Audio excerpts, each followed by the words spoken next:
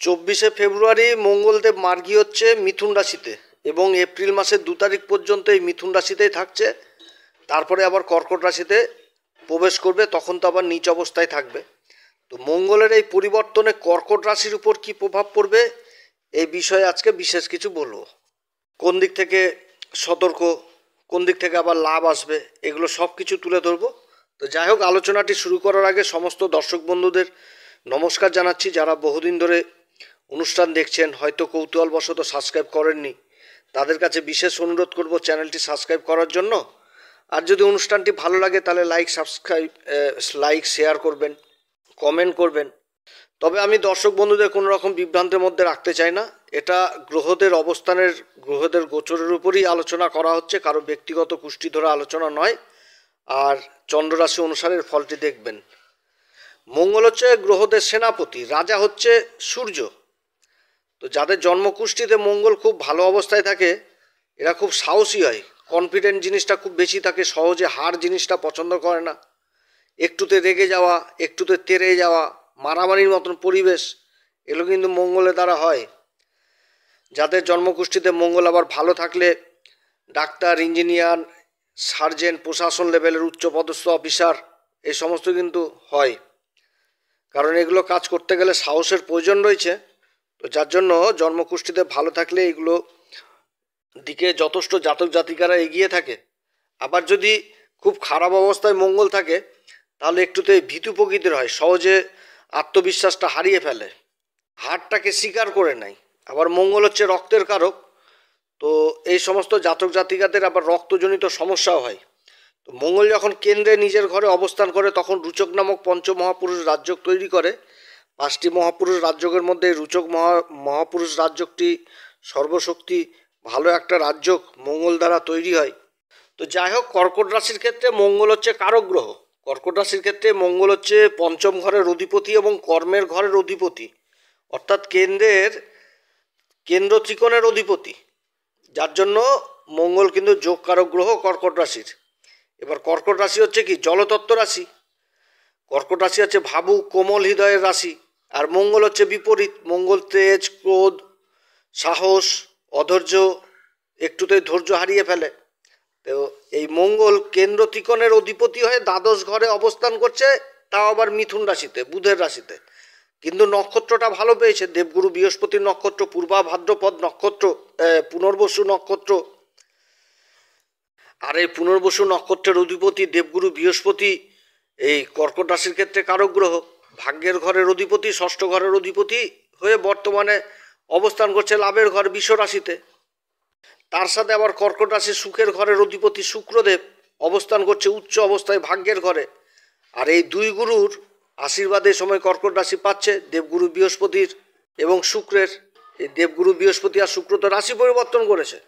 তো যাই হোক, দেবগুরু বৃহস্পতির নক্ষত্রে অবস্থানগত এই মঙ্গল কেন্দ্র আর ত্রিকোণের অধিপতি হয়ে দ্বাদশ ঘরে যে অবস্থান করছে, এর কিছু ক্ষেত্রে মঙ্গল যথেষ্ট ভালো ফল দিবে এই কর্কট রাশিকে। এই সময় মঙ্গল বক্রী থেকে মার্গী হওয়া এই যে অবস্থান কর্কট রাশির ক্ষেত্রে যথেষ্ট ভালো হবে।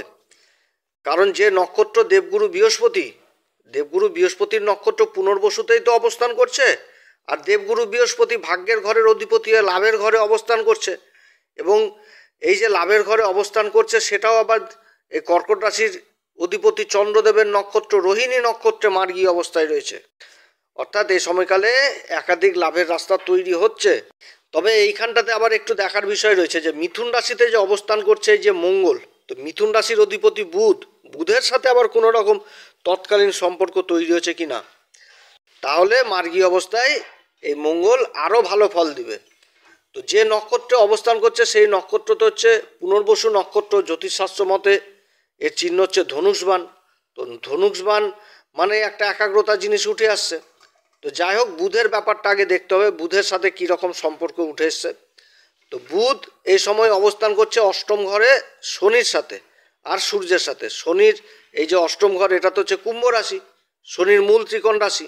এবং শনি এই কুম্ভ রাশিতে অবস্থান করছে, মার্গী অবস্থায় রয়েছে দেবগুরু বৃহস্পতির নক্ষত্র পূর্বা ভাদ্রপদে। তাহলে এইখানটাতে একটা তৎকালীন সম্পর্ক উঠে আসলো।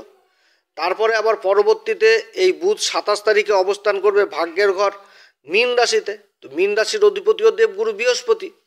তাহলে এইখানটাতেও একটা ভালো তৎকালীন সম্পর্ক উঠে আসছে। অর্থাৎ কেন্দ্র ত্রিকোণের অধিপতি মঙ্গল ব্যয়ের ঘরে মিথুন রাশিতে অবস্থান করছে, এখানটাতে অনেক কাজ সম্পন্ন করবে। এই মঙ্গল দ্বাদশ ঘরে শুধু যে ব্যয় ঘটাবে সেটাও না, ইনভেস্টেরও তো ঘর এই ঘর, বিদেশের ঘর, হসপিটালের ঘর, চ্যারিটির ঘর, আধ্যাত্মিকতার ঘর। এবার যে নক্ষত্র অবস্থান করছে পুনর্বসু দেবগুরু বৃহস্পতির নক্ষত্র, আর মঙ্গল হচ্ছে সেনাপতি। তো মঙ্গল সেনাপতির হাতে এখন ধনুষ বাণ এসছে। পুনর্বসু নক্ষত্রের তো চিহ্ন হচ্ছে ধনুষ বাণ জ্যোতিষশাস্ত্র মতে। তো ধনুষ বাণ যদি সেনাপতির হাতে আসে তাহলে এখানটাতে একটা একাগ্রতা জিনিস উঠে আসলো। অর্থাৎ এ সময় লক্ষ্যভেদ অবশ্যই হবে যখন একাগ্রতা নিয়ে কোনো জিনিস করা হবে কর্মক্ষেত্রে। মিথুন রাশিতে অবস্থান করছে মঙ্গল, মঙ্গলের 3টি দৃষ্টি। চতুর্থ দৃষ্টি পড়ছে রাশির 3য় ঘর কন্যা রাশিতে, যেটা হচ্ছে যোগাযোগের ঘর, ছোট ভাই বোনদের ঘর, পুরুষার্থ পরাক্রমের ঘর। এই ঘরে আবার দেবগুরু বৃহস্পতিরও 5ম দৃষ্টি পড়ছে, আবার উচ্চ অবস্থায় শুক্র অবস্থান করছে, তারও দৃষ্টি পড়ছে। 27 তারিখের পর থেকে আবার বুধেরও দৃষ্টি পড়ছে, আবার রাহুর তো পড়ছে, এবং কেতু অবস্থান করছে এই ঘরেই। কেতু আবার অবস্থান করছে সূর্যদেবের নক্ষত্র উত্তরা ফাল্গুনীতে। অর্থাৎ 3য় ঘরে কন্যা রাশিটি যথেষ্ট প্রভাবিত হচ্ছে এই সময়। অর্থাৎ মিথুন রাশির ক্ষেত্রে বিদেশ সংক্রান্ত কাজগুলো যথেষ্ট ভালো হবে, কারণ যোগাযোগ, বিদেশে যারা যাওয়ার চেষ্টা করছে, কর্মের অধিপতি বিদেশের ঘরে অবস্থান করছে, তাহলে কর্মলাভের জন্য যারা বিদেশে যাওয়ার চেষ্টা করবে তাদের জন্য যথেষ্ট ভালো হচ্ছে। এ সময়কালে পাসপোর্ট ভিসা জনিত যদি কোনো গ্রিন কার্ড জনিত সমস্যা থাকে তাহলে সেই সমস্যাগুলো এখন সম্ভব হবে। এছাড়া যারা ইম্পোর্ট এক্সপোর্টের কাজগুলো করছেন তাদের জন্য যথেষ্ট ভালো হতে যাচ্ছে। মিডিয়া সেক্টরে যারা রয়েছে, সেলসের কাজে যুক্ত যারা রয়েছে তাদের জন্য যথেষ্ট ভালো। 27 তারিখের পর থেকে আবার যথেষ্ট ভালো আরও অ্যাক্টিভেট হবে এই যোগাযোগের ঘরটা, কারণ বুধ তখন চলে আসবে ভাগ্যের ঘরে। বুধেরও দৃষ্টি পড়বে এই কন্যা রাশি। অর্থাৎ বুধের তো নিজ ভঙ্গ হবে শুক্রের সাথে, এবং বুধের যে দৃষ্টিটা পড়বে সেটা তো তার মূল ত্রিকোণ রাশি কন্যা রাশি। অর্থাৎ এই রাশির যথেষ্ট, এই ঘরের যথেষ্ট প্রভাবে বৃদ্ধি হবে এই সময় কর্কট রাশির। যোগাযোগ জিনিসটা খুব ব্যাপক হতে যাচ্ছে, যে কোনো কর্মক্ষেত্রে কর্মের যোগাযোগ হবে এই সময়। এবার মঙ্গল তো হচ্ছে পুরুষার্থ পরাক্রমের অধিপতি, 4র্থ দৃষ্টি পড়ছে পরাক্রম ঘরে, তাহলে এদিকেও যথেষ্ট খেয়াল রাখতে হবে। তো এটা তো ব্যয়ের ঘর, তো কোনো রকম ঝুড় ঝামেলা, অশান্তি, গণ্ডগোল এগুলোতে কোনোভাবেই জড়িত হওয়া যাবে না, কিংবা কোনো রকম প্রশাসনের দিকেও জড়িত হওয়া যাবে না, তাহলে কিন্তু সমস্যায় পড়তে হবে কর্কট রাশিকে। এবং কর্মক্ষেত্রে যথেষ্ট একাগ্রতা নিয়ে আসতে হবে। দ্বাদশ ঘরে অবস্থান করছে মঙ্গল এই সময় কর্মের ঘরের অধিপতি অবস্থান করছে, অর্থাৎ কর্মক্ষেত্রে কিন্তু একটা ইনভেস্টের ব্যাপার রয়েছে।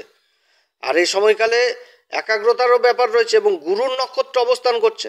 তাহলে কর্মক্ষেত্রে যদি ইনভেস্টের ব্যাপার হয়ে থাকে কোনো ক্ষেত্রে, তাহলে বাড়ির যারা বয়সে বড়, যেহেতু গুরুর নক্ষত্র অবস্থান করছে, তাহলে বাড়ির গার্জেনের সাথে অবশ্যই আলোচনা করা উচিত এই সময়, যে কোনো ব্যবসাতে ইনভেস্টের ব্যাপার হওয়ার জন্য।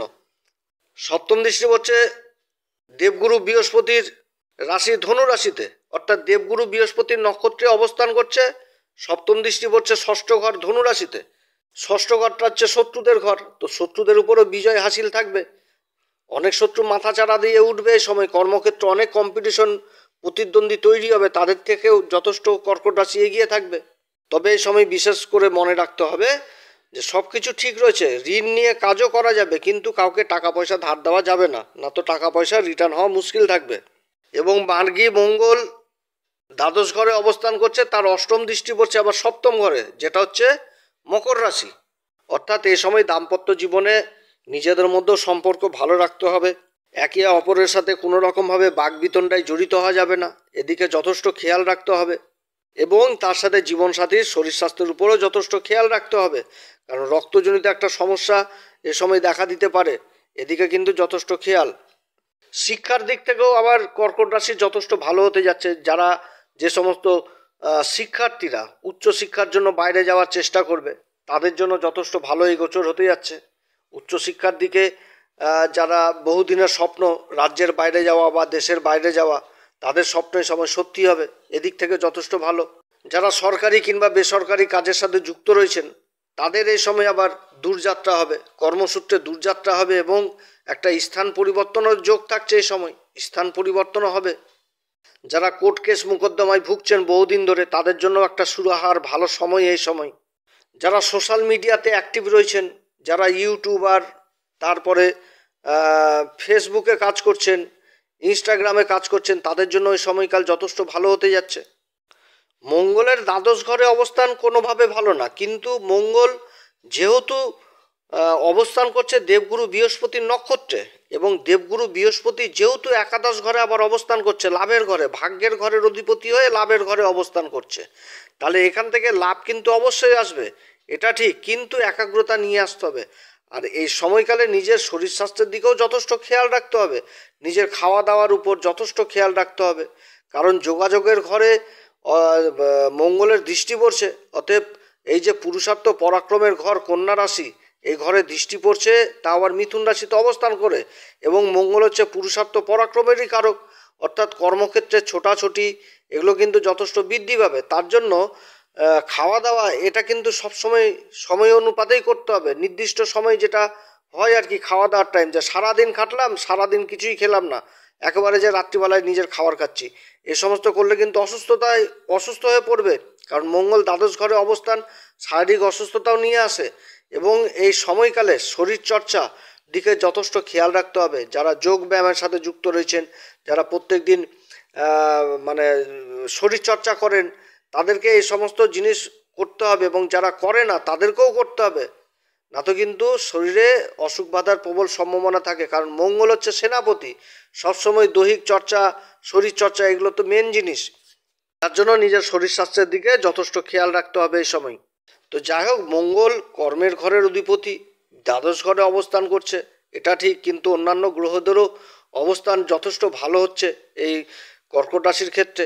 তবে বিদেশ সংক্রান্ত কাজগুলো যথেষ্ট বেশি হবে এই কর্কট রাশির ক্ষেত্রে এই এই সময়কালে মঙ্গলের গোচরে যথেষ্ট ভালো ফল পেতে হলে প্রত্যেকদিন হনুমান চল্লিশা, বজ্রংবাণ এগুলো পাঠ করবেন, এবং এগুলো পাঠ করার আগে শ্রীরাম সীতার প্রণাম মন্ত্র অবশ্যই করবেন, এবং যারা গুরু দীক্ষা নেননি তারা অবশ্যই গুরুর দীক্ষা নেবেন।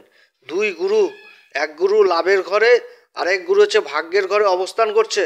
আমাদের জ্যোতিষশাস্ত্র মতে দেবগুরু বৃহস্পতি এবং শুক্রদেব, এই দুই গুরুই কিন্তু আচার্যের ভূমিকা পালন করে, আর দুই গুরুর কিন্তু যথেষ্ট ভালো অবস্থান এই সময়, অর্থাৎ গুরুর দীক্ষা যারা নেননি তারা গুরুর দীক্ষা অবশ্যই নেবেন, এবং যারা গুরু দীক্ষা নিয়েছেন তারা গুরুর সান্নিধ্যে থাকবেন, মন্দিরে পূজারীদের দান দক্ষিণা করবেন, তাদের পা ছুঁয়ে আশীর্বাদ নেবেন, এতে গুরুর বলে যথেষ্ট বৃদ্ধি পায়। তো যাই হোক দর্শক বন্ধুরা, অনেক কথা আলোচনা করলাম। কর্কট রাশির সামনে মাসে শনির ঢাইয়াও শেষ হয়ে যাচ্ছে, আর এই অবস্থায় যে এত সুন্দর গ্রহদের অবস্থান হচ্ছে, এটা সত্যিই ভালো অবস্থান কর্কট রাশির ক্ষেত্রে। যদি এই পরামর্শ সত্যিই ভালো লাগে, তাহলে এই অ্যাস্ট্রো এস এম বাংলা চ্যানেলকে একেবারে নিজের ভেবে সাবস্ক্রাইব করবেন, এই চ্যানেলের সঙ্গে থাকুন, জ্যোতিষীয় সম্পর্কিত অনেক তথ্য জানতে পারবেন। তো এরপরে আবার আসবে একটি নতুন পর্ব নিয়ে। আপনারা সবাই ভালো থাকেন, ঈশ্বর আপনাদের সবার মঙ্গল করুক। নমস্কার, ধন্যবাদ।